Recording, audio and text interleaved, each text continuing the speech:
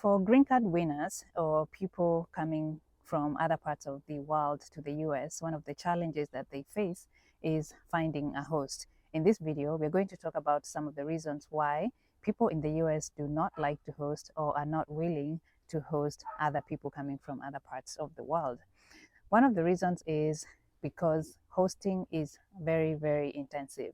It involves taking care of making sure that the person that you're hosting is comfortable from the time they get to the US to the time they either get a green card, or to the time that they get the job, or to the time that they even get citizenship. So in other words, you are like the host or the sponsor of that person. You are quote unquote responsible for the well-being of this person while they are in the US. And that, to be honest, is a very big responsibility that a lot of people are not willing or are not able to partake, because when you come to the US, you don't know the systems, number one. You don't know your way around. So the host is responsible for providing you with shelter, number one, giving you a place to stay.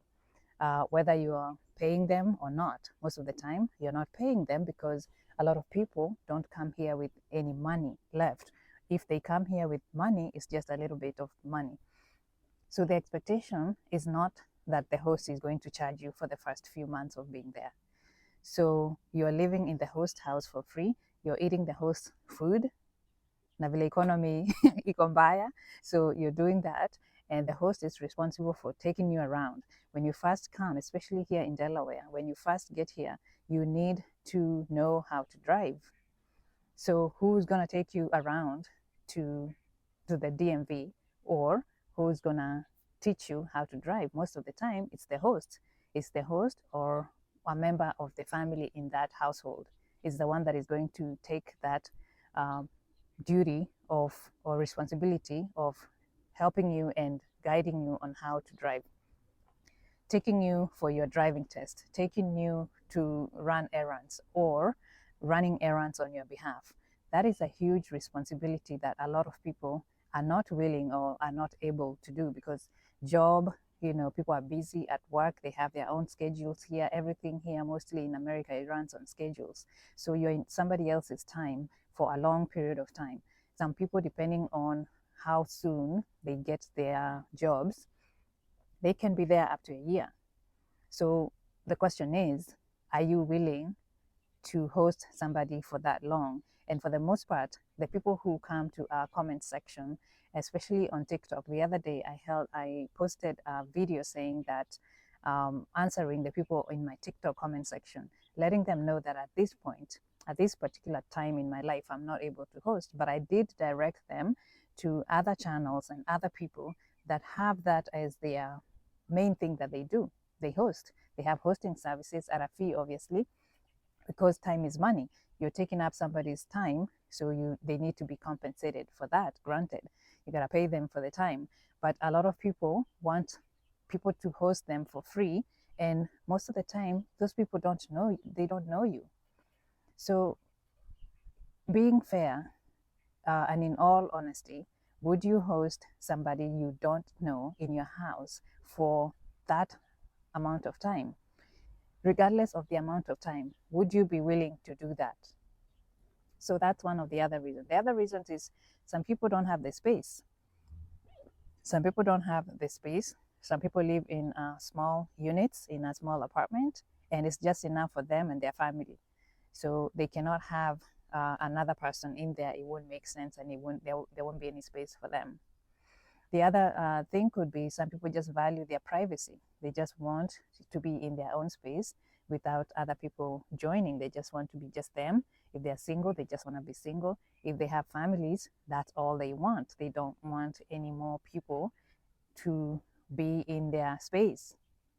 And that's their preference. They want their space.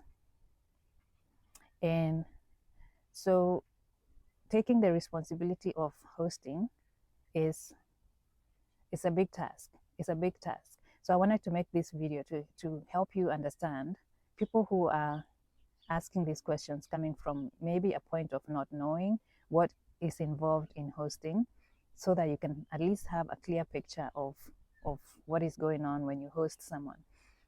The other thing is, I've had a lot of stories and videos and people posting on social media about how people who have been hosted have treated the people who have hosted them.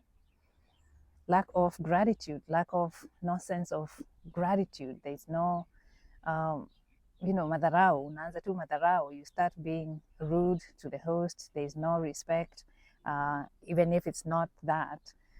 There's no respect. You don't help around the house. You're just sitting there watching TV all day. You don't take the initiative to at least help the host, because take away some of the responsibilities from the host, because they're doing you a favor, especially if you're not paying them. They're doing you a favor. So take the initiative to help around the house, whatever you're able to do after a few days of being the guest. Once you have settled in the house a little bit, see what you can help. See what you can help with. Even if it's just helping a little bit around the house, doing the laundry. I'm not saying that you're not a house girl, or a house boy, but at least you're helping, because they're also helping you. I scratch my back, you scratch my back, I scratch yours, right? I'm just saying, some people just sit around, they don't help, so the host is not even motivated to continue to help you. But then you're already here. They can send you back. You know what I mean? The other thing is, people that come here as being hosted, and then, for example, if you're married, they take your spouse, they take your partner, or they start having relationships with the people who are actually hosting them. And I know it's the fault of both people, because it takes two to tango. But I mean, having that self-restraint and self-control to say, this person is actually doing me a favor. I don't want to cross that, line. Some people don't do that. Some people don't do that. They just, wanapita tu nayo. They just take your husband or take your wife or your partner or whoever significant other you're living with, and, and that's such a blow to the person. That is so embarrassing, and that is so, yeah, that's not okay. So a lot of people, when they hear these stories, they're afraid. They don't want to put themselves in such a situation. And I know you can argue that, okay, it's not everybody that does that, but especially if you don't know the person, how do you know their character? How do you know their behavior? You don't know. So people are skeptical about hosting people because of reasons like that. So hosting it's a very it's not, you can't force somebody to host you. Number one, you can't. Number two, the person really has to be willing and able. Willing and able. You can be willing, but you're not able. You can be able, but you're not willing. You can't force anybody to host anybody. So for those people who are looking for hosts, I have a lot of messages on my TikTok, especially. For those people who are looking for hosts, please search hosting services in the US. You will find people who are now doing that as a business. That way, you're not stranded. That way, you don't have to worry about, okay, I don't know anybody in the US. So search that. They're also on TikTok. So just do a search and find out whatever rates that are good for you, whatever state they are in, depending on where you're going to go.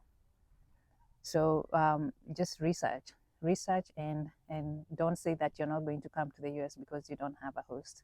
So I hope that answers your questions. If you have other reasons for people who are in the US or in the diaspora, you have other reasons why people don't host, you can put them down in the comment section. Let me know. Let's talk about this. And like I said, hosting is it's voluntary. It's voluntary. Either it's a business that people are having, or it's something that somebody has to be willing and able. Somebody has to be willing and able. Thank you guys for watching. I'll see you next time.